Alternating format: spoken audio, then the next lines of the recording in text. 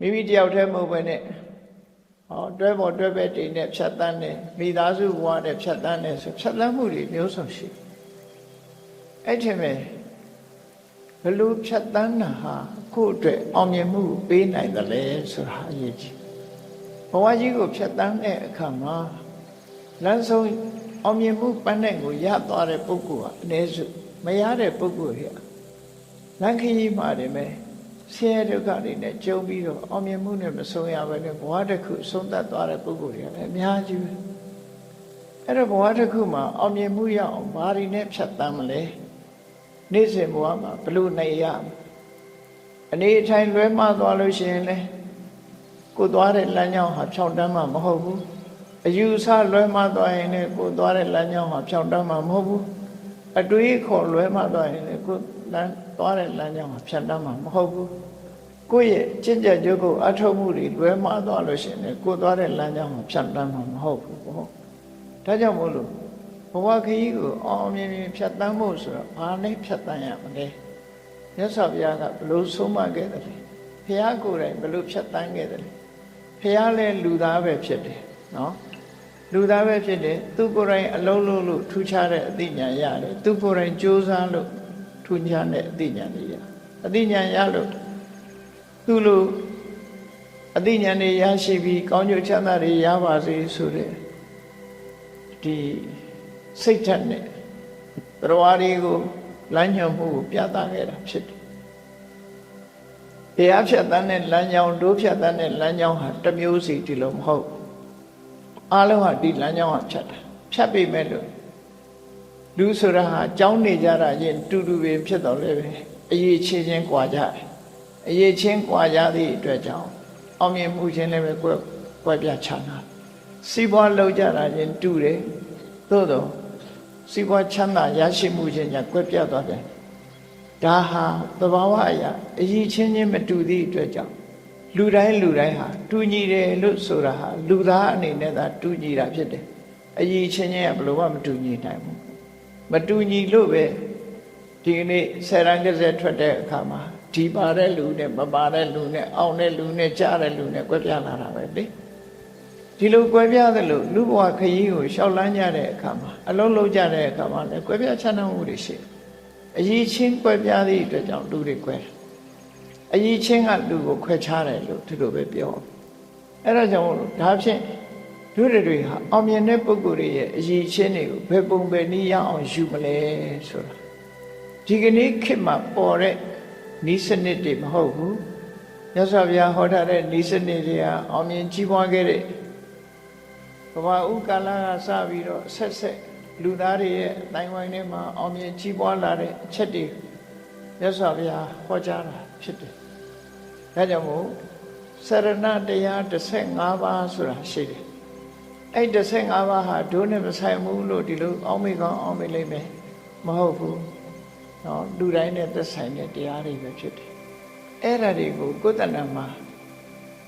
အခြေခံအဆင့်သုံးနိုင်ရင်အခြေခံအဆင့်အောင်မြင်မယ်အလတ်တန်းသုံးဆောင်လိုက်နာနိုင်ရင်အလတ်တန်းအဆင့်အောင်မြင်ထိတ်တန်းရအောင်အသုံးပြုတယ်ဆိုရင်ထိတ်တန်းထီအောင်အောင်မြင်နိုင်တယ်ဆိုတာကိုယုံကြည်လက်ခံထားဖို့လိုအပ်တယ်ပေါ့နော်ကိုယ်တိုင်လည်းလက်တွေ့ကျင့်သုံးကြရမှာဖြစ်တယ်ပေါ့လောကမှာအရေးကြီးဆုံးစိတ်ဓာတ်အောင်မြင်မှုအတွက်အရာရာအောင်မြင်မှုအတွက်အရေးကြီးဆုံးအချက်၄ချက်ကဘာတော့ဆိုရင်အောင်မြင်ခြင်းနဲ့ဆန္ဒရှိဖို့လိုတယ်ဆန္ဒရှိရုံနဲ့မပြီးဘူးထိုဆန္ဒအားလျော်စွာကြိုးပမ်းအထောက်မှုဝိရိယရှိရကြိုးပမ်းအထောက်မှုလုပ်တဲ့အခါမှာအခက်ခဲဆိုတာကြုံတတ်လို့စိတ်ထက်ကြံ့ခိုင်မှုဆိုတာရှိဖို့လိုတယ်စိတ်ထက်ကြံ့ခိုင်ပြီးတော့နောက်ဆုံးလိုအပ်ချက်ကဘာတော့ဆိုရင်စဉ်းစားဉာဏ်အသိပညာပဲဖြစ်တယ်ပေါ့ဆန္ဒရဲ့ဝိရိယရဲ့ဝိမန္တရဲ့စိတ်ဓာတ်အဲ့ဒါကိုမြတ်စွာဘုရားကအဋ္ဌိပါဒအောင်မြင်ကြီးပွားခြင်းရဲ့အကြောင်းနော်ဒီ the way of accomplishment လို့ဘာသာပြန်လေးရှိကြ the means of accomplishment အောင်မြင်တဲ့နည်းလမ်းတွေလို့ဆိုလို့ဒါလူတိုင်းမှာရှိရမယ့်ကိစ္စကိုဘာဖြစ်ချင်တယ်လဲအကြီးနံပါတ်1ဖြစ်အောင်ကြိုးစားမှုကနောက်ကလိုက် ဖြစ်အောင်ကြိုးစားသလိုစိတ်ဓာတ်ကြံ့ခိုင်မှုရှိရတခါတည်းလုံးလို့တခါတည်းအောင်မြင်တယ်ဆိုမှမရှိဘူးဒါမို့လို့ပညာရှိတွေကဆုံးမပေးထားရှိတယ်နော် success comes after many failures ဆိုတဲ့စကားလေးကိုမှတ်တာအင်္ဂလိပ်လိုမှဒီစကားဖြစ်တာမဟုတ်ပါဘူးနော်အင်္ဂလိပ်လိုပြောတော့တချို့ကနားတဲ့ဝင်နေဆိုလို့အင်္ဂလိပ်လိုပြောတာနားတဲ့ဝင်တော့အောင်လို့ success comes after many failures ဆိုတဲ့စကားရှိတယ်အောင်မြင်မှုသည်ကြာဆုံးခြင်းများစွာရဲ့နောက်မှလာတယ်အချင်းချင်းကြာဆုံးခြင်းဟာအချင်းချင်းအတွေ့အကြုံတွေရရှိခြင်းပဲဖြစ်တယ်သင်ခန်းစာတွေရနိုင်မလုပ်တဲ့လူကမရှုံးလုပ်တဲ့လူကရှုံးမလုပ်တဲ့လူကအောင်လည်းမအောင်ရှုံးလို့ဖြစ်ဒါကြောင့်အချင်းချင်းကြာဆုံးခြင်းရဲ့နောက်မှာအောင်မြင်မှုဆိုတာလာတယ်ဆိုလုပ်ရမယ်လို့ဆိုလို့တယ်နော် success comes after many failures ဆိုတဲ့စကားရှိတယ်အဲ့ဒါလိုပဲဒီမြတ်စွာဘုရားရဲ့ဆုံးမတရားတော်တွေဟာပါဠိလိုကြီးပဲပြောနေလို့ရှိရင်ဒါဘုရားစကားတွေဒုနဲ့မဆိုင်ဘူးလောကုတ္တရာတွေလို့ဖြစ်နေမှာဆိုလို့နည်းနည်းအင်္ဂလိပ်စကားနဲ့ပြောတဲ့အခါကျတော့ modern လို့လူတွေကအောက်မေ့ချပြန်တယ်ပေါ့နော်ဒီအကြောင်းအရာဟာဘာသာစကားနဲ့မဆိုင် language နဲ့မဆိုင်နော်ကိုမြန်မာလူသိဖို့မြန်မာလူမျိုးတွေဆိုမြန်မာလူသိဖို့အရေးကြီးမြန်မာလူသိအောင်ကြိုးစားအဲ့တော့ subject matter အတူတူပဲ language ဆိုတာတရုတ်ကတရုတ်လိုပြောမှာပဲဂျပန်ကဂျပန်လိုပြောမှာပဲသို့တော့ဒီသိပြီးလက်တွေ့အသုံးချတာအရေးကြီးတယ်ဟောဒါမို့ဆန္ဒဆိုတာ wish to do နော်ဝိရိယဆိုတာ effort ကြိုးစားတယ်နော်စိတ်ဓာတ်ဆိုတာ determination of mind ဝိမန္တာဆိုတာ examination စူးစမ်းဆင်ခြင်တဲ့အနေထားအဲ့ဒီ၄ခုဟာ means of accomplishment အောင်မြင်ကြီးပွားနိုင်တဲ့ဒီလမ်း၄ဆိုဆိုတာဒါဘုရားဟောတာပဲဒီမြတ်စွာဘုရားရဲ့အဆုံးအမတွေမှာပါတယ်အဲ့တော့ငါတို့မှဒါရှိရလားငါဘာလုပ်တယ်လဲဆောင်းဝဲဖြည့်တာလားသို့မဟုတ်အလုံးလုံးမှလားအလုံးလုံးလို့ရှိရင်ငါပဲအတိုင်းတာထိအောင်မြင်နေတဲ့ဆန္ဒရှိတယ်အဲ့ဒီဆန္ဒနဲ့လိုက်လျောတဲ့လုံလဝိရိယငါမှရှိလားကြာဆုံးမှုနောက်မှာငါစိတ်ပြတ်မှုမရှိဘဲနဲ့ကြိုးစားအထောက်မှုရှိလားဟောစိတ်ဓာတ်ကြံ့ခိုင်လားနောက်တစ်ခါဘယ်လိုလုပ်ရင်အောင်မြင်မယ်ဆိုတဲ့ငါမှဝိမန္တာဆိုတဲ့နီလန်းရှိသလားစူးစမ်းဆင်ခြင်နိုင်တဲ့နီလန်းရှိလားအဲ့ဒီအချက်၄ချက်နဲ့လုပ်မယ်ဆိုလို့ရှိရင်လောကမှာမဖြစ်နိုင်ဘူးဆိုတာတွေကိုဖြစ်လာကောင်းကင်ဘုံကဘုရားသခင်ကိုယုံကြည်တဲ့ပုဂ္ဂိုလ်တွေကဘာပြောလဲလို့ဆိုရင် God makes the impossible possible ဘုရားသခင်ကမဖြစ်နိုင်တာတွေကိုဖြစ်အောင်လုပ်တယ်လို့ဆိုကြအဲ့တော့ဘုရားဘာသာဝင်တွေကပြောရမှာဘုရားဘာသာဝင်တွေက God ဆိုတာကိုလက်မခံပြောသူရှိမရှိလက်မခံဘူးဆိုတာရှိတာမရှိတာကိုမငြင်းပဲဘူးရှိသည်ဖြစ်စေမရှိသည်ဖြစ်စေကိုယ်နဲ့မပတ်သက်ဘူးနော်အဲ့တော့ဘုရားဘာသာဝင်တွေကိုယ့်အတွက်အောင်မြင်မှုနဲ့ပတ်သက်တာဘာလဲလို့ဆိုဆန္ဒ wish to do which makes it the impossible possible လို့ပြောကြိုးပမ်းအထောက်မှုကမဖြစ်နိုင်တာကိုဖြစ်အောင်လုပ်နိုင်တယ်ဒါဒီလိုဆိုလို့နော်ကိုယ်ကိုယ်တိုင်လုပ်ရတာပဲဆောင်ဝဲအောင်ကိုယ်ကိုယ်တိုင်ကြိုးစားရတယ်လုပ်အောင်မြင်အောင်လဲကိုယ်ကိုယ်တိုင်ကြိုးစားတိုင်းရလားဆိုမရဘူးဒီ၄ချက်ရှိရဆန္ဒရှိရမယ်ကြိုးပမ်းမှုရှိရမယ်စိတ်ဓာတ်ကြံ့ခိုင်ရမယ်နိဗ္ဗာန်ရှိရအဲ့ဒီနိဗ္ဗာန်ဆိုတာအရေးအကြီးဆုံးပဲပေါ့နောက်ဆုံးမှာရနိုင်တဲ့နိလန်းကိုသိတာအရေးကြီးဆုံးအဲ့ဒီ၄ချက်နဲ့လောကကြီးကိုဒါကိုအခြေခံပြီးတော့ဖြတ်တန်းရမှာဖြစ်တယ်ပေါ့လူတိုင်းဟာကိုယ်ဘဝကြီးပွားရေးကိုအထောက်ကြတာကြီးပဲဖြစ်တယ်အဲ့ဒီအထောက်ထဲမှာမြတ်စွာဘုရားဒီနိဗ္ဗာန်လို့ဝေးလံသိခေါင်ပြီးတော့လက်မမီနိုင်တဲ့စိတ်ကူးရင်တွေကနေရာဌာနတော်မျိုးဖြစ်နေတယ်နိဗ္ဗာန်ကိုတောင်းဒီစရဏတရားတွေကရောက်အောင်ပို့နိုင်တယ်ဆိုတာမန်စီးပွားရေးအောင်မြင်မှုတာမန်ပညာတတ်မှုကိုပဲမပို့နိုင်မှရှိဒီလိုဆိုလို့ပေါ့နော်တာမန်ကိစ္စလေးတွေတကယ်ပြောမယ်ဆိုလို့ရှိရင်နိဗ္ဗာန်ရဖို့ဆိုတာလွန်ခက်တယ်ဒီတောင်းဝဲအောင်ဖို့ကမခက်ဘူးစီးပွားရေး ဖြစ်ဖို့ဆိုတာလည်းမခက်ဘူးနော်လောကမှာအောင်မြင်ကြော်ကြားဖို့ဆိုတာလည်းမခက်ဘူးအဲ့ဒီမခက်တဲ့ဟာတွေကလည်းဒီလမ်းကြောင်းကပဲသွားတာပဲကောအောင်မြင်မှုမှန်သမျှကိုဒီလမ်းကြောင်းကသွားတယ်ဆိုတာကိုလက်ခံထားဖို့လိုတယ်ပေါ့လက်ခံရမှာဖြစ်တယ်အဲ့တော့လက်ခံဆိုတာမျက်စိမိတ်လက်ခံခိုင်းတာမဟုတ်ဘူးစရဏတရား15ပါးဆိုတာကိုလေ့လာကြည့်ရမယ်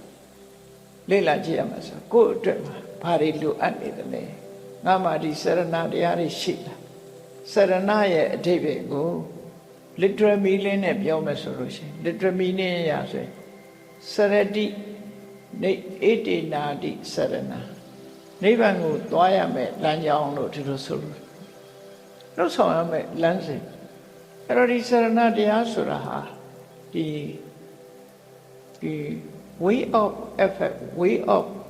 ပြောမယ်ဆိုရင်ခုခေတ်ကမဟာဗျူဟာဆိုတာနဲ့ပြောမယ်ဆိုရင် life of strategy ပဲနော်ဘဝရဲ့မဟာဗျူဟာတစ်ခုဘဝရဲ့ဗျူဟာကိုယ့်ဘဝကို plan ချဘာလုပ်မယ်အဲ့လို plan ချပြီးသွားတဲ့ပုဂ္ဂိုလ်တွေအတွက်ဒီအချက်တွေကလိုအပ်တယ်ဆိုတာစဉ်းစားကြည့်နော်အဲ့တော့စရဏတရား15ပါးလို့မြတ်စွာဘုရားထုတ်ထားတဲ့ထဲမှာနံပါတ်1ကဘာလဲနံပါတ်1ကသီလတမ္ပဏ moral principle ကိုယ်ချင်းတရားကောင်းမှုအဓိကကြလောကမှာအလုံးလုံးလဲကိုယ်ချင်းတရားပြတ်တဲ့လူမှမလို့ဟိုတည်းဖြစ်မှာမဟုတ်ဘူး business လုပ်ရင်လည်း business နဲ့ပတ်သက်တဲ့ကိုယ်ချင်းတရားရှိရမယ်ကိုယ်ချင်းတရားကောင်းမှမကောင်းလို့ရှိရင်ပျက်စီးသွားတာပဲပေါ့ဘယ်လုပ်လို့ကိုယ်ချင်းတရားဆိုတာရှိတယ်အဲ့ဒီကိုယ်ချင်းတရားဟာအရေးကြီးတယ်ပေါ့ဘုရားဘာသာဝင်နေအနေနဲ့ဘာလဲကိုယ်ချင်းတရားဆိုတာဒီဒုစရိုက်အလုပ်တွေကိုမလုပ်ဘူးသူစရိုက်လုပ်မယ်ကောင်းတဲ့အလုပ်တွေကိုလုပ်မယ်ဆိုပါစို့သူများတဲ့တတ်တဲ့အလုပ်တွေရှောင်တယ်သူများဥစ္စာခိုးတဲ့အလုပ်တွေရှောင်တယ်သူတော်ဘာသားမယားကျွလွန်စော်ကားတာတွေရှောင်တယ်လောကမှာဒါတွေကအားလုံးပြောမယ်ဆိုရင် criminal case တွေကြီးပဲအကုန်လုံးငါးပါးသီလဆိုတာအဲ့ဒီ case ဘက်ကိုရောက်သွားတာတွေကြီးပဲဒါမို့မုဒ္ဒဝရရှောင်မယ်သူရမေရိယရှောင်မယ်ဆိုဒီ moral principle 5 precepts ငါးပါးသီလလူတွေကငါးပါးသီလလို့ပြောလိုက်လို့ရှိရင်ဒါဘာသာတရားဟောနေတယ်လို့စိတ်ထဲမှာထင်မဟုတ်နော်ဒီနေ့ပါ harmonize မလုပ်ဘူးဘာသာတရားကိုမဟောဘူးလက်တွေ့ကျင့်သုံးရမယ်မြတ်စွာဘုရားရဲ့အဆုံးအမကိုပဲပြောမယ်နော်လက်တွေ့ကျင့်သုံးရတဲ့အဆုံးဘာသာတရားမဟုတ်ဘာသာတရားဆိုတာကိုးကွယ်ရဘာသာတရားဆိုတာဆုတောင်းတာတို့ကိုးကွယ်တာတို့ဟိုမတော်မူပါဆိုပြီးတော့ဆုတောင်းတဲ့ဟာမျိုးတွေအဲ့ဒါကဘာသာတရားဒါအဲ့ဒီဘာသာတရားမျိုးမဟုတ်ဘူးလိုက်နာကျင့်သုံးရမယ်ဆုံးမတရားနော်အဲ့ဒီနံပါတ်1ကဘဝမှာစပြီးတော့နေပြီဆိုရင်နံပါတ်1အရေးကြီးဆုံးဒီ life of strategy of life ကိုယ့်ဘဝကိုမဟာဗျူဟာတစ်ခုချလိုက်ငါပဲလမ်းကသွားမလဲဆိုဒီဗျူဟာအဲ့ဒါကိုလုပ်မယ်ဆိုရင်နံပါတ်1ငါကိုချင်းတရားကောင်းအောင်ကြိုးစားရလိမ့်မယ်မဟုတ်တာမလုပ်ဘူးကောင်းတဲ့အလုပ်ပဲလုပ်မယ်မမှန်တာတွေမပြောလိုက်ကြည့်လိုက်လေလူလိမ်လူကောင်းဆိုဘယ်သူမှမယုံဘူးလေနော်လိမ်သွားတယ်တို့ဘာလို့ခဏခေတ်မှာကြားတယ်မတရားသူများပစ္စည်းတွေရအောင်လုပ်သွားတယ်တို့မမှန်မကန်လုပ်တယ်တို့မယုံမသားလုပ်တယ်တို့ဆိုအဲ့ဒါတွေမရှိဘူး morality moral principle ဆိုတဲ့တကယ်လူတော်လူကောင်းလို့သတ်မှတ်ခံရတဲ့အရေးချင်းတွေကိုယ်တိုင်မှာဖြစ်အောင်လုပ်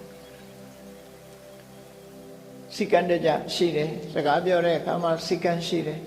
နော်လိမ့်မပြောဘူးမှန်တာပဲပြောတယ်တူနဲ့တူမတက်အောင်ချွန်တွန်းမလုပ်ဘူးနော်တူနဲ့တူအစဉ်ပြေအောင်ပဲပြောတယ်နေမဲငါစားရိုင်းဆိုင်တဲ့ဒီကျန်တဲ့စကားတွေမပြောဘူးရှင်ကျေးလိမ္မာတဲ့စကားကိုပဲပြောမယ်အကျိုးမရှိအလေးနတ်တော့ဘာမှမရတောင်းစီမရစကားမျိုးတွေကိုမပြောဘူးလောကမှာအကျိုးရှိမဲ့စကားစီးပွားရေးဘက်မှာအကျိုးရှိမဲ့စကားပညာရေးဘက်မှာအကျိုးရှိမဲ့စကားအဲ့ဒါမျိုးကိုသာလည်းပြောတယ်ဆိုဒါနှုတ်နဲ့ပတ်သက်လာတဲ့ morality တွေပဲလေ morality တွေပဲ မြတ်စွာဘုရားကဆုံးမတယ်ကိုယ်စကားပြောလို့ရှိရင်ကိုယ့်ကိုဒီစိတ်ထဲမှာ determination လောက်တာစိတ်ကိုဆုံးဖြတ်တာမှန်တာပဲပြောမယ်မမှန်တာမပြောဘူးမပြောချင်လုံးဝမပြောနဲ့ဟောမှန်တာပြောလို့အပြစ်ရှိမယ်ဆိုရင်ငြိမ်နေလိုက်ပေါ့တချို့နေရာမှာမှန်တာပြောလို့မရတဲ့နေရာလည်းရှိကောင်းရှိအဲ့ကြမပြောပဲနေကိုပြောပြီဆိုရင်ကိုပြောတဲ့စကားသည်အမှန်ပဲဖြစ်ရမယ်မှန်တာကိုသာပြောမယ်မမှန်တာကိုမပြောဘူးဒါဖြင့်မှန်တိုင်းပြောရမလားမှန်တော့မှန်တယ်ရှောက်ပြောနေပြဿနာတက်မှာပေါ့မှန်တော့မှန်တယ်လေရှောက်ပြောလို့မရဘူးလေအဲ့တော့နောက်တစ်ခုကဘာတော့နောက်တစ်ခုလိုက်တာမယ်စီကံနံပါတ်1ကအကျိုးရှိမှပြောမယ်အကျိုးမရှိရင်မပြောဘူးဟောအဲ့တော့မှန်လဲမှန်ရမယ်အကျိုးလည်းရှိရမယ်ကိုပြောတယ်အေးမှန်လဲမှန်တဲ့အကျိုးလည်းရှိတယ်အချိန်မရွေးလျှောက်ပြောနေလို့ရှိရင်လည်းပဲအချိန်မတန်မဲနဲ့ပြောတဲ့စကားဟာအလကားဖြစ်တတ်တယ်ဒါကြောင့်မို့ပြောတဲ့ပြောတတ်တဲ့အချိန်ကြမှာပြောမယ်ဒါတခုရှိမပြောတတ်သေးရင်မပြောနိုင်အောင်အောင့်ထောင်နော်သုံးချက်ဟုတ်ပြီမှန်လဲမှန်ရမယ်အကျိုးလည်းရှိရမယ်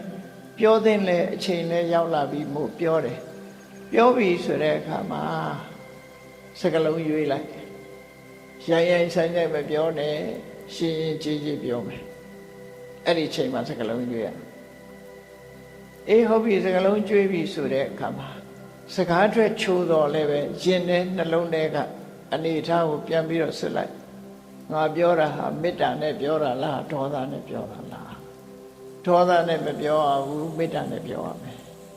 အတွင်းထီအောင်နှိုက်ပြီးတော့ပြောတာမြတ်စွာဘုရားဒီစကား5ချက်မှန်တာကိုပြောမယ်အကျိုးရှိမှပြောမယ်ပြောချိန်တန်မှပြောမယ်ပြောတဲ့အခါမှာလိမ္မာရင်ကျေးဇူးပြောမယ်ပြီးရင်မေတ္တာနဲ့ပြောမယ်အကျိုးလိုလားတဲ့စိတ်နဲ့ပြောမယ်မုန်းတီးတဲ့စိတ်နဲ့မပြောဘူးဒီလိုဆိုလို့ပေါ့အဲ့ဒါဒီဘာပဲနဲ့ပတ်သက်တဲ့ moral principle ပဲဖြစ်တယ်အဲ့လိုကိုချင်းတရားနဲ့ပတ်သက်လာတဲ့အခါမှာဒီကိုချင်းတရားဟာအောင်မြင်မှုကိုသွားတဲ့လမ်းကြောင်းပေါ်မှာဒီကိုချင်းတရားနဲ့သွားရမယ်လို့ဆိုလို့အောင်မြင်နေဆိုရင်လူလောကမှာအောင်မြင်မှုကိုရကျင်နေဆိုရင်ဒီကိုချင်းတရားကိုသုံးချကိုချင်းတရားတဲ့ဒါဖြင့်ဒီလိုလောက်တာနဲ့လောကကြီးအောင်မြင်မှာမလားဆိုအောင်မြင်ခြင်းအကြောင်းဖြစ်တယ်ဘယ်လိုဖြစ်လဲဆိုကိုချင်းတရားပြပြတဲ့လူတယောက်ဟာကိုမကောင်းတာကိုယ်သိနေသည့်အတွက်ကြောင့်သူများမသိနဲ့အောင်ကိုမကောင်းတာကိုယ့်အကိုသိတယ်သူများသိမှကြောက်တယ်အဲ့တော့ကိုကမဟုတ်တာတွေလှုပ်ထားတဲ့လူတယောက်ဒီကိုယ့်အကိုမကောင်းမှုဆိုတာသိတယ်သူများတွေသိမှလည်းစိုးရိမ်တယ်ဆိုတာသူများသိမှကြောက်နေတဲ့ပုဂ္ဂိုလ်တယောက်ဟာဘယ်လိုလုပ်စိတ်ချမ်းသာမလဲစိတ်ချမ်းသာမှုပြေဝမရဘူးလေငါအကြောင်းတွေများသိကုန်မလားစိုးရိမ်စိတ်ကရှိအဲ့တော့ကိုယ်မှာ morality အပြည့်အဝရလာလို့ရှိရင်ကိုမဟုတ်တာမလုပ်ဘူးဆိုတဲ့ပုဂ္ဂိုလ်ရင်ကော့ပြီးပြောလို့ရလက်မထောင်နိုင်တယ်နော်လက်မထောင်နိုင်ငါမဟုတ်တာမလုပ်မဟုတ်တာမပြောမဟုတ်တာမလုပ်ဘူးဆိုတဲ့လူတယောက်ဟာအနဝိဇ္ဇဒုက္ခလို့ခေါ်တယ် happiness of innocent အနဝိဇ္ဇဒုက္ခဒီစကားလုံးကိုခရစ်ယာန်တွေကလည်းသုံးတယ် happiness of innocent ဒါဘုရားဘာသာမြတ်စွာဘုရားပြောတယ်အနဝိဇ္ဇဒုက္ခဘုရားလည်းသုံးတာပဲစကားလုံးချင်းပဲမြန်မာလူဆိုရင်အပြစ်ကင်းတဲ့ချမ်းသာအပြစ်ကင်းတဲ့ချမ်းသာဟာတခြားချမ်းသာတွေနဲ့မတူဘူးအပြစ်ရှိနေတဲ့လူတယောက်ဟာကိုယ်သိက္ခာကိုမလုံးဘူးလေကိုယ်သိက္ခာကိုမလုံးဘူးအများအားစိုးရိမ်စိတ်နဲ့နေရမယ်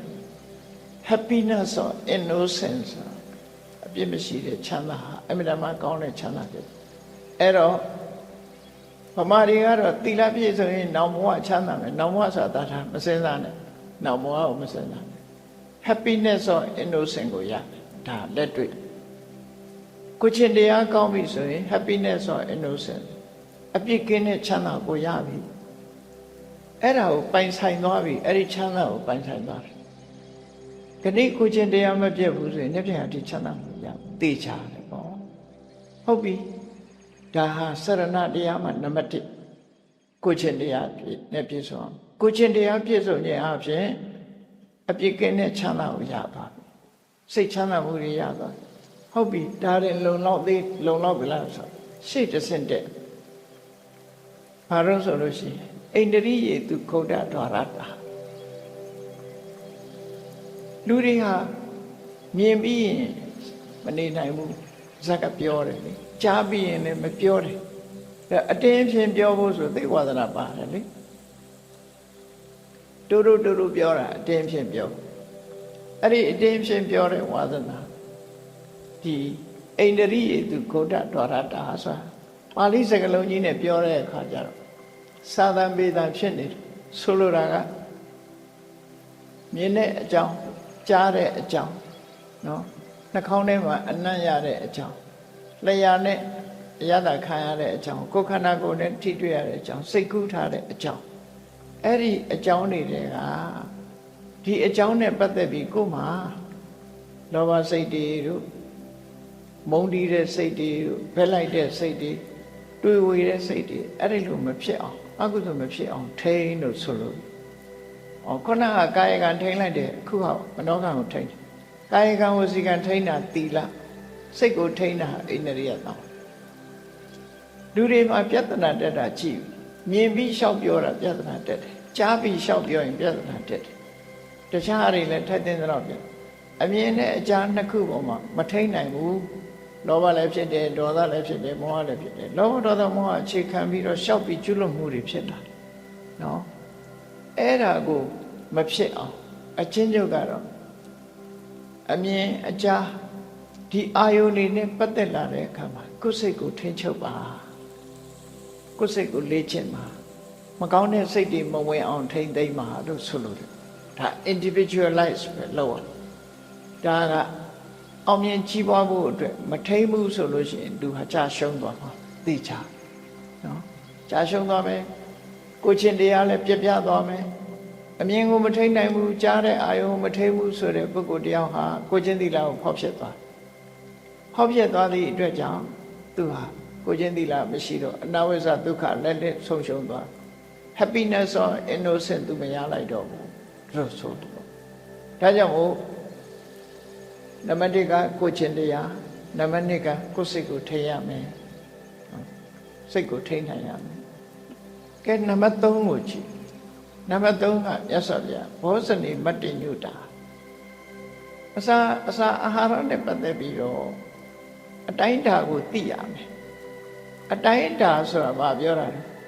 ကိုယ်နဲ့တဲ့တာမတဲ့တာလဲအတိုင်းတာပဲနော်အစာအာဟာရတစ်ခုစားတော့မယ်ဆိုရင်ကိုယ်နဲ့တဲ့တယ်မတဲ့ဘူးဆိုတာအတိုင်းတာတစ်ခုကိုယ်စားရမယ်ပမာဏလည်းအတိုင်းတာတစ်ခုဘာကြောင့်စားရဲဆိုတဲ့ရည်ရွယ်ချက်ကလည်းအတိုင်းတာတစ်ခုအတိုင်းတာ3ခုရှိတယ်နော်ဒီမှာတဲ့မတဲ့တစ်ခုစားရမယ်ပမာဏအတိုင်းတာတစ်ခုအတိုင်းတာတစ်ခုနောက်တစ်ခုကဒီဟာစားခြင်းကြောင့်ရရှိလာနိုင်တဲ့အကျိုးရည်ရွယ်ချက်ရရှိလာမဲ့အကျိုးတိုင်းတာတစ်ခုလို့ဆိုတော့အဲ့တော့ပြောမယ်ဆိုလို့ရှိရင်၄ခုလို့ပြောလို့လည်းရတဲ့မတဲ့သိတာကိုယ်နဲ့တဲ့မတဲ့သိတာကိုစားရမယ့်အတိုင်းတာမာနကိုသိတာစားရခြင်းရဲ့ရည်ရွယ်ချက်ကိုသိတာစားခြင်းကြောင့်ရလာမယ့်အကျိုးအဖြစ်ကိုသိတာ၄ခုဖြစ်သွားအဲ့ဒါကိုသိရမယ်လို့ဆိုအဲ့ဒါသိဖို့လွယ်သလားဆိုရင်လွယ်တယ်လို့လူတွေကထင်ကောင်းထင်လိမ့်မယ်ဒီကနေ့မြန်မာနိုင်ငံမှာယောဂဖြစ်နေတဲ့လူတွေချစ်ဒီဟာချို့တဲ့နေလို့ဖြစ်တယ်မတည်မှန်းလည်းသိတယ်လေကြိုက်လို့စားတယ်ယောဂဝေဒနာဖြစ်နိုင်တဲ့အစားအစာတွေအများကြီးဖြစ်တယ်အဲ့ဒါကြောင့်မို့လို့အစာအာဟာရပေါ်မှာထိန်းချုပ်နိုင်စွာမရှိသည့်အတွက်ကြောင့်ဒီစီဂျိုရှိတဲ့လူကလည်းအချိုးမရှောင်နိုင်ဘူးသွေးထိုးရှိတဲ့လူကလည်းသွေးတိုးနိုင်တဲ့အစားအစာတွေမရှောင်နိုင်ဘူးပြီးမှဆေးတောက်မယ်ဆိုတဲ့လူရခိုင်နှုန်းများတယ်အဲ့ဒီထဲမှာဝါစားပြီးသိမယ်ဆိုတဲ့လူတွေလည်းပါတယ်နော်အဲ့တော့မရှောင်နိုင်တာတွေကအများကြီးပဲဖြစ်တယ်အဲ့တော့အောင်မြင်မှုလမ်းလျှောက်သွားမယ်ဆိုရင်ဓမ္မပါမရဘူးဆိုတာမတမ်းမထင်ရှားဓမ္မမှကျမ်းမာမှာလေမကျမ်းမာလို့ရှိရင်ဘယ်လိုလုပ်စီးပွားရှာမလဲမကျမ်းမာရင်စီးပွားလည်းမရှာနိုင်ဘယ်လိုလုပ်ပညာရှာမလဲမရနိုင်ဘယ်လိုလုပ်အလုပ်လုပ်မလဲမရဘူးဒါကြောင့်မို့မြ မြတ်စွာဘုရားအထည် moral principle တွေမှာကိုကျင့်တရားကောင်းရမယ်စိတ်ကိုထိန်းနိုင်ရမယ်အစာအာဟာရနဲ့ပတ်သက်ပြီးအတိုင်းအတာသိရမယ်ဆိုတာဒါ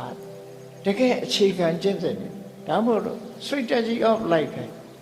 ကိုယ်ဘဝလေးမှာ plan ချတာဒီတိုင်း plan ချတာလို့ရှိရင်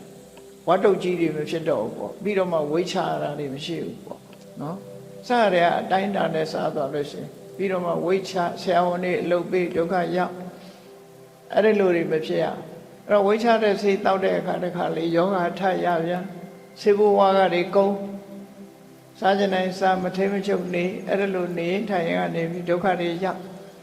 နော်အဲ့တော့ဒုက္ခကဆက်တိုက်သွားတာအဲ့တော့မြတ်စွာဘုရားစကားအတိုင်းကိုယ့်ဘဝအောင်မြင်မှုရအတွက်ဒီ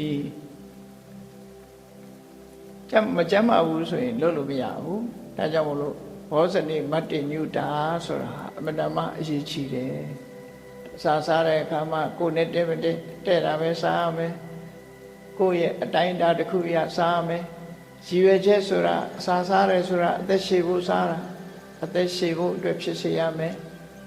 စားခြင်းကြောင့်ရလာတဲ့အကျိုးဟာမတည့်တဲ့အစာကိုမစားဘူးတည့်တဲ့အစာကိုစားမယ်ဆိုလို့ရှိရင်သူဟာပို့ချမ်းသာလာအဲ့ဒီလိုဖြစ်အောင်ကိုထိန်းနိုင်စွမ်းရှိရမယ်ဒါဟာစရဏပဲအောင်မြင်ကြီးပွားခြင်းကိုရရှိနိုင်တဲ့စရဏတရားလို့သူတို့ဆိုတယ်နောက်တစ်ခုကတော့ဘာလို့ဆိုရင်ဇာဂရိယာနုယောဂဇာဂရိယာဆို vigilant ဆိုတာသူကနိုးချာလို့ဗမာစကားပြန်တယ်နိုးချတက်ကြွ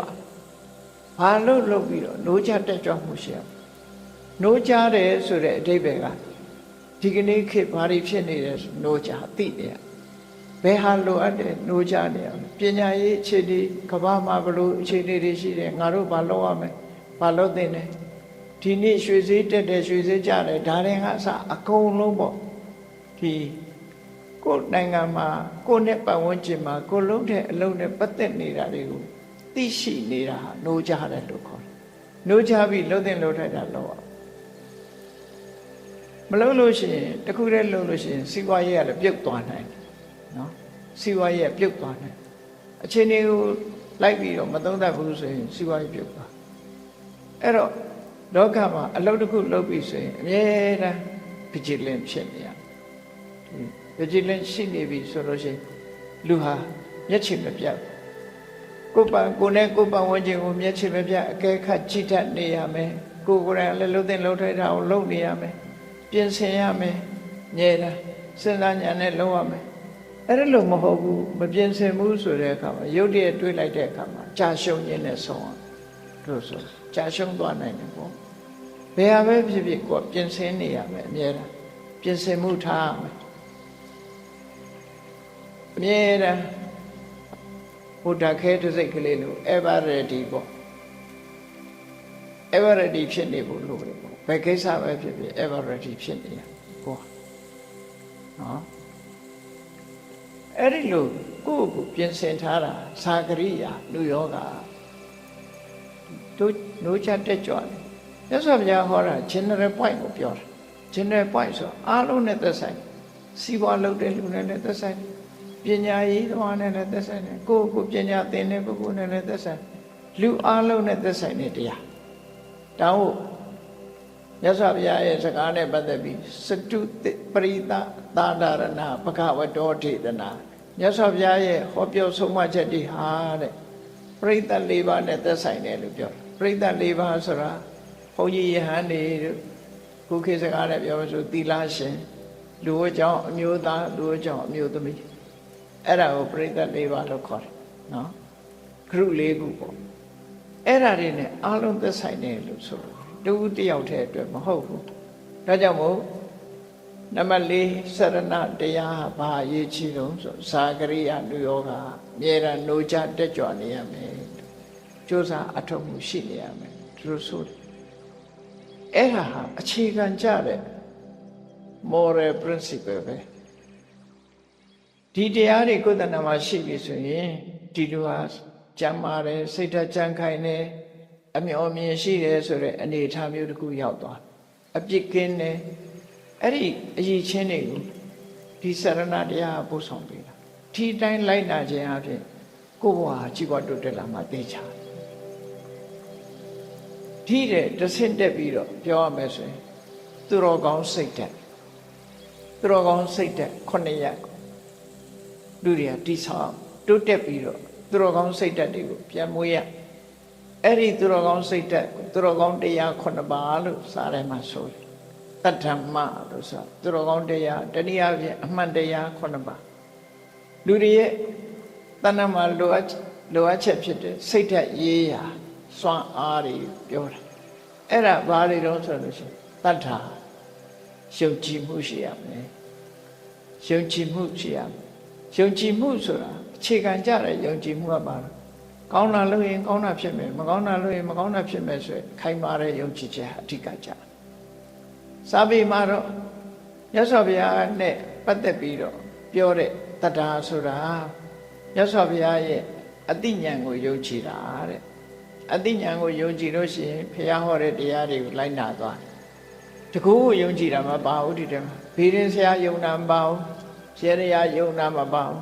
နော်ဘေးရင်မေးတာယုံကြည်တာမပါဘူးဒီတည်းတော့ဘာလို့ဆိုရင်အဓိကတတ္ထာဆိုတာ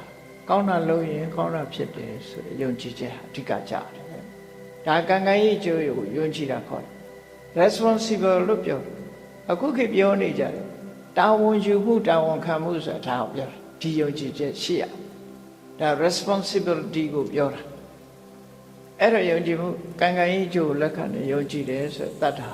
ကိုယ်တဏ္ဍာမှာယုံကြည်ချက်ခိုင်မာအောင်ဖြစ်စေရမယ်ဒါစိတ်ဆွမ်းအားတစ်ခုနောက်တစ်ခုကတော့ဘာလို့လဲအရှက်တရားရှိရမယ်မဟုတ်တာလောက်ရမှရှက်ရမရှက်သည့်အတွက်ကြောင့်အဂတိလိုက်စားမှုပုံမှန်နဲ့တွေ့မဟုတ်တာလောက်ရမှမရှက်တဲ့ပုဂ္ဂိုလ်ကသိမကြခင်အပြစ်တွေတွေ့ကုန်တယ်ပေါ့နော်မရှက်ဘူးလေမဟုတ်တာပြောမှမရှက်ဘူးမဟုတ်တာတနေ့ကျတော့ပေါ်တယ်လေပေါ်လာတဲ့အခါဘယ်သူကဘယ်လိုပြောတယ်ဘယ်သူကဘယ်လိုလုပ်တယ်ဆိုတာပေါ်လာတဲ့အခါကျတော့မှရှက်ဖွယ်ဆိုတာဖြစ်တယ်အဲ့ဒါလို့မဖြစ်အောင်စရဲကကိုကမဟုတ်ကောင်းတာမလုပ်ဘူးမဟုတ်တာမလုပ်ဘူးတိတ်ပုံအလုံးမျိုးမလုပ်ဘူးဆိုတာဟိရိနော်မကောင်းတာဘူးရှက်တယ်လိန်ရောင်းညာရောင်းအောင်မှရှက်တယ်မမှန်မကန်နေပြောမှရှက်တယ်မပြောသင့်တဲ့စကားတွေပြောမှရှက်တယ်အဲ့ဒါလို့ရှက်မှုတွေအရေးပါတယ်လူတော်လူကောင်းဖြစ်ဖို့အတွက်ရှက်တဲ့စိတ်ဓာတ်ရှိရမယ်နောက်တစ်ခုကဩတ္တပဆိုမကောင်းတာလှုပ်လာလို့တုတ်ပြန်လာမဲ့ရရှိလာနိုင်တဲ့ဟာကိုကြောက်တယ်ဥပမာတစ်ခုတရားစစ်မီးကျိုးမကန်ရဘူးဘာလို့မကန်ရဓာတ်လိုက်မှာဓာတ်လိုက်ပြီးသေးမှကြောက်တယ်လေအဲ့ဒါလိုပဲမကောင်းမှုအဟုသို့သွားလို့လိုက်လို့ရှိရင်ငါထိခိုက်လိမ့်မယ်ဆိုကြောက်တယ်အဲ့ဒါကိုဥဒ္ဒပဒါအသိဉာဏ်နဲ့ရှင်းတာဓာတ်ကျိုးသွားမကန်နဲ့ဝါရကုတ်တက်တယ်မလှုပ်ထားတာသွားကန်လို့ရှိရင်ဓာတ်လိုက်မယ်ဓာတ်လိုက်ရင်သေနိုင်တယ်ဆိုဟောတာထို့တူပဲအကုသိုလ်အမှုမဟုတ်တဲ့အလုပ်ကိုမလုပ်နဲ့မဟုတ်တဲ့အလုပ်လုပ်လို့ရှိရင်လူသိရင်ရှက်စရာကြီးမလုပ်ဖ ೇನೆ နေဒါကိုဥဒ္ဒပလို့ခေါ်တယ်နော်လူတော်လူကောင်းဖြစ်ဖို့အတွက်ဒီစိတ်ဓာတ်ကအရေးကြီးတယ်တတ္တာရဲ့ဟိရိရဲ့ဥဒ္ဒပရဲ့နောက်တစ်ခုကဘာလို့ဆိုဘဟုတုတလောကမှာပညာရက်ဆိုတာအမှန်တမ်းမှချက်ပြတ်တယ်အားလုံးတက်ကြွအောင်စီဖို့အထောက်မယ်တတ်နိုင်တဲ့မြတ်ပညာကိုယူရမယ်သုတ္တဆိုတာရှေးခေတ်ကတော့နားနဲ့သင်တာဖြစ်လို့နားထောင်တာဖြစ်လို့သုတ္တလို့သုံးတာဒီကနေ့ခေတ်တော့စာအုပ်ကဖတ်လို့ရဟုတ်လားမြင်စရာကြားစရာဆိုတာသူများလောက်တာကြည့်ပြီးတော့သိဘောသုတ္တဆိုတာရနိုင်တဲ့မြတ်ပညာရက်တွေကိုစီဖို့အထောက် subject matter တွေကိုစီဖို့အထောက်တော့သုတ္တလို့ခေါ်တယ်သင်ယူတယ်မှတ်သားတယ်သင်တန်းတွေတက်တယ်လိုက်ပြီးနားထောင်တယ်အဲ့ဒါအကြအမြင်ဘုဒ္ဓတွေစီးပူတယ်သတင်းစာတွေဖတ်တယ်ဂျာနယ်တွေဖတ်တယ်တရားစာအုပ်တွေဖတ်တယ်အားလုံးကသုတ္တလောကမှာ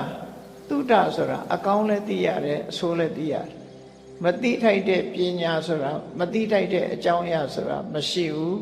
မလုံးထိုက်တဲ့အကြောင်းအရာသာရှိတယ်မြတ်စွာဘုရားကအကုန်သိတယ်သို့တော့အကုန်မပြောဘူးအကုန်မလုပ်ဘူးလေလူကြီးလူကောင်းတွေကသိတယ်မလုပ်ဘူးလုပ်တဲ့မှလုပ်မယ်ပြောတဲ့မှပြောမယ်မသိတဲ့နာတော့မရှိဘူးအလုံးသိတဲ့တယ်လို့ဆိုဘာအကြောင်းဖြစ်ဖြစ်သိနေ သိရမယ်သိအောင်လုပ်အောင်မသိသင့်ဘူးဒီအကြောင်းအရာတော့ရှက်စရာကြီးမသိသင့်ဘူးလို့မရှိဘူးအလုံးကသိအောင်လုပ်အောင်ဆိုလို့အဲ့ဒါဘ ਹੁ တုတလို့ခေါ်တယ်။အဲ့ဒါပညာရဲ့စိတ်ကူတာကြဲကြဲပြန့်ပြန့်နောက်တစ်ခုကဘာလို့ဆိုလို့ရှိရင်အာရတဝိရိယဘယ်ရာပဲဖြစ်ဖြစ်ကိုဖြစ်ချင်တဲ့ရာကျိုးပန်းအထုတ်မှုဆိုတာအရေးကြီးတယ်ကျိုးပန်းအထုတ်မှုဆိုတဲ့နေရာမှာမြတ်စွာဘုရားဆုံးမတဲ့ကျိုးပန်းအထုတ်မှုကအတွင်းချကြဒီအလုံးလုံးထားတဲ့ဝိရိယပဲပေါ့သို့တော်မြတ်စွာဘုရားဆုံးမတဲ့လူတော်လူကောင်းဖြစ်ဖို့ကျိုးပန်းအထုတ်မှုကြတော့ဘာတော့ဆိုမကောင်းတဲ့စိတ်ပေါ်လာလို့ရှိရင်မကောင်းတဲ့စိတ်မဖြစ်ရအောင်ချိုးနှိမ်ရမဖြစ်သေးရင်မဖြစ်အောင်ထိမ့်သိမ်းဆောက်ရှောက်မယ်ဖြစ်လာရင်ချိုးနှိမ်ပြရမကောင်းတဲ့စိတ်ကောင်းတဲ့စိတ်တွေမဖြစ်သေးရင်ဖြစ်အောင်လုပ်ရမယ်ဖြစ်ပြီးရင်တိုးပွားလာအောင်လုပ်ဒီလိုဆိုလို့နော်အဲ့ဒီကြိုးပမ်းမှု400လို့ခေါ်တယ်မကောင်းတဲ့စိတ်တွေမဖြစ်အောင်ထိန်းချုပ်တယ်ဖြစ်လာခဲ့လို့ရှိရင်တွန်းလှန်ဖယ်ရှားပစ်တယ်ကောင်းတဲ့စိတ်တွေမဖြစ်သေးရင်ဖြစ်အောင်လုပ်တယ်ဖြစ်ပြီးရင်တိုးတက်လာအောင်လုပ်တယ်ဆိုတော့ကြိုးပမ်းမှု400အဲ့ဒါမှန်ကန်တဲ့လုံလဝိရိယအဆင့်မြင့်ဆုံးလုံလဝိရိယလို့ဆိုလို့အဲ့တော့လောကမှာကြည့်မယ်ဆိုရင်ကိုမတတ်သေးတဲ့ပညာကိုတတ်အောင်လုပ်မယ်တတ်ပြီးသားပညာပို့ပြီးတော့ကျင့်ကြံအောင်ကြိုးစားမယ်ဟောမဖတ်ရသေးတဲ့စာအုပ်ကိုဖတ်မယ်ဖတ်ပြီးသားစာအုပ်ပို့ကျင့်အောင်ဖတ်ဟောဒီလိုဟာမျိုးပါဒါဝိရိယလို့ခေါ်တယ်နော်အဲ့ဒီဝိရိယမျိုးကိုလည်းကြိုးစားအထောက်မှုရှိအောင်နောက်တစ်ခုကတော့အရာရာမှာ mindfulness ဆိုတာ mindfulness ရဲ့ memory ရဲ့နှစ်ခုရှိတယ်တတိယတတိဆိုတာအလုံးလုံးနေတဲ့အချိန်မှာ mindfulness ဖြစ်ရမယ်ပြီးတဲ့အခါမှတ်သားထားတဲ့အခါမှာ memory ရှိရဒီနှစ်ခုအဲ့ဒါတတိရဲ့ကိစ္စတတိဆိုတာစားပမာအရာရာလိုအပ်တယ်လို့ပြောကြတယ်တတိမပါလို့ရှိရင်ပေါ့ဆက်ဆက်အကုန်ဖြစ်တယ်ပေါ့အချို့ပဲဖြစ်စေစားလေးပါရင်လေးတယ်ပေါ့ဒီတိတ်ပဲမျိုးဆိုလို့ဟိမှန်တဲ့များဟာစားပါရမပါရင်ပေါ့အဲ့ဒါလိုပဲအလုပ်ကိစ္စတိုင်းမှာတတိဆိုတာအရေးကြီးတယ်ပေါ့အများအားလုံနေတဲ့အချိန်မှာလည်းသူရှိရမယ်မှတ်သားတဲ့အခါမှာလည်းသူရှိရဒါကြောင့်မို့ mindfulness ကိုလည်းတတိလို့ပြောတယ် memory ဆိုတဲ့မှတ်သိတဲ့စိတ်ကိုလည်းတတိလို့ပြောတယ်အဲ့ဒီတတိဟာရှိလို့အပ်တယ်ကိုယ်ဘဝကိုယ်အခြေအနေကိုအများအားတတိရှိနေရမယ်ဆိုတော့ဒီအရေးချင်းတစ်ခုရအောင်နောက်ပြီးတဲ့အခါကျပညာတဲ့ဒါကတော့အထွတ်ထိပ်ပညာဆိုတာအရာခတ်သိမ်းကို analyze လုပ်နိုင်တယ်ခွဲပြခြားနာတာ analyze လုပ်တယ်ဆိုတာဘယ်အရာကိုမှလုံးပြီးတော့မချဘူးအကောင်းအဆိုးအများအားခွဲခြားတယ်နော်အကောင်းနဲ့အဆိုးဆိုတာအများအားတွဲနေတာတွဲနေတဲ့အခါမှာတန့်စင်တတ်ဖို့လို့ပညာဆိုတာပိုင်းပိုင်းခြားခြားသိတာကိုပညာလို့ခေါ်တယ်ပဆိုတာကွဲကွဲပြားပြားပိုင်းပိုင်းခြားခြားညာကသိတာဒီစကားလုံးရဲ့အဓိပ္ပာယ်အဲ့လိုရှိတယ်တော့မသိဘူးလို့တွေးဝေးနေတာမျိုးတို့ဖယ်ရှားပြနိုင်တဲ့စွန့်ရည်တတ်တွေခုရှိအဲ့ဒီပညာဆိုဒီမှာလှုပ်သိမလှုပ်သိကွဲပြားခြားနာတော့ဒါကတော့မလှုပ်သိဘူးဒါကိုလှုပ်သိတယ်လို့သိတာပညာဒီစကားကတော့မပြောသင့်ဘူးဒီစကားပြောသင့်တယ်လို့သိတာပညာဒီအတွေးမျိုးမတွေးသင့်ဘူးဒီအတွေးမျိုးတွေးသင့်တယ်လို့သိတာပညာနော်ဒီလမ်းကြောင်းမသွားသင့်ဘူးဒီလမ်းကြောင်းသွားသင့်တယ်လို့သိတာပညာဆိုပညာရဲ့အရာတွေကတော့အားလုံးပေါ်မှာလွှမ်းခြုံထားတယ်လို့ဆိုဒါကြောင့်မို့အားလုံးပေါင်းလိုက်တဲ့အခါကျတော့စိတ်ဆွမ်းအား9ရက်သို့မဟုတ်သူတော်ကောင်းတရား9ပါးဆိုတာတတ္တာရဲ့ဟိရိရဲ့ဩတ္တပရဲ့ဘ ਹੁ တုတရဲ့ဝိရိယရဲ့တတိရဲ့ပညာရဲ့အဲ့ဒီရည်ချင်းတွေရအောင်ကြိုးစားပါလို့ဆိုတော့တယ်ဒါစရဏတရားတွေကြည့်ပဲဒီစရဏဆိုတာဒီ strategy of life ဘဝတစ်ခုအောင်မြင်မှုရာအတွက် plan ချထားတယ်ဒီလမ်းကြောင်းကနေသွားဒါတွေရှိမယ်ဆိုလို့ရှိရင်အောင်မြင်မှုရအောင်မြင်စေတတ်တဲ့အကြောင်းတရားတွေကိုလုံးဝအောင်မြင်မှုဆိုတာရ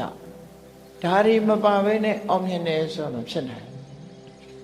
အတိုင်းဒါတစ်ခုရဒီဟာတွေရဲ့စွန့်ရည်တတိဆွမ်းဆောင်မှုတာတွေဖြစ်တယ်လောကမှာအောင်မြင်တယ်ဆိုတဲ့လူတွေဟာဒါရှိတယ်ထိုက်လျောက်ရှိဒီလိုရှိနေသည့်အတွက်ကြောင့်ဒီတရားတွေရဲ့စွမ်းအားနဲ့အောင်မြင်မှုဆိုတာရကြတာတဲ့အလုံးပေါင်းလိုက်တဲ့အခါကျတော့ဒီဟာစရဏတရားအခု32ပါးရှိသွားတယ်နော် အဲ့ဒီထဲမှာနောက်ဟာတော့အကျယ်မပြောတော့ဇန်၄ပါးဆိုစိတ်ဓာတ်တည်ငြိမ်မှုကိုကြိုးပမ်းတော့စိတ်ဓာတ်တည်ငြိမ်မှုရပြီဆိုရင်အလုံးကိုထိန်းချုပ်နိုင်သွားပြီဇန်၄ပါးဆိုတာတော့ဒါအဆင့်မြင့်သွားပြီထားလိုက်ကိုကျင့်တရားအခြေခံအပြင်အခုဒီ7ပါးဟာမြတ်စွာဘုရားကိုယ်တိုင်လိုက်နာကျင့်သုံးလို့အောင်မြင်ပေါ်ရောက်မှုရသွားတာတို့တွေလည်းဒီရည်ချင်းတွေကိုအတိုင်းအတာတစ်ခုကြရမယ်ဆိုရင်အတိုင်းအတာတစ်ခုအတွက်အောင်မြင်မှုရကြမှာပဲဖြစ်တယ်ဒီရည်ချင်းတွေရုပ်လျော်နေပြီဆိုလို့ရှိရင်တော့တို့တွေကအောင်ပွဲနဲ့ဝေးနေချအောင်မှာပဲဖြစ်တယ်ပေါ့စီးပွားရေးအောင်မြင်မှုပညာရေးအောင်မြင်မှုလူမှုရေးအောင်မြင်မှုနိုင်ငံရေးအောင်မြင်မှုဘယ်အောင်မြင်မှုပဲဖြစ်ဖြစ်ဟောဒီအချက်တွေဟာအမှန်တမ်းအရေးကြီးတယ်ဆိုတော့မှတ်သားနိုင်ယူပြီးတော့စရဏတရားဖြင့်အောင်မြင်မှုကိုရယူကြဆိုတဲ့ဒီဟောပြောချက်ဟာမြတ်စွာဘုရားဟောတဲ့ထဲကနေထုတ်လုပ်ပြီးတော့ဟောပြောတာဖြစ်တယ်မြတ်စွာဘုရားတရားတော်တွေကိုသိရှိနားလည်ခြင်းအပြင်တို့တွေဟာလက်တွေ့ကျင့်သုံးရမှာဖြစ်တယ်ကိုယ်ွယ်ယုံတက်မဟုတ်ဘူးဒီအဆုံးအမတွေကိုရပြီးဒုသနာမှာဒီရည်ချင်းတွေရှိအောင်တို့တွေစ조사အထောက်အောင်မှာဖြစ်တယ်အဲ့ဒီလိုစ조사အထောက်မှသာလဲဘဝမှာလူတော်လူကောင်းဖြစ်လို့မြတ်မကအောင်မြင်ကြီးပွားပြီးလူဘဝမှာတန်ဖိုးရှိတဲ့ဘဝမျိုးဖြစ်မှာဖြစ်တယ်လို့ကိုယ်စီမှတ်သားပြီးစ조사အထောက်နိုင်ကြပါစေကုန်သတည်း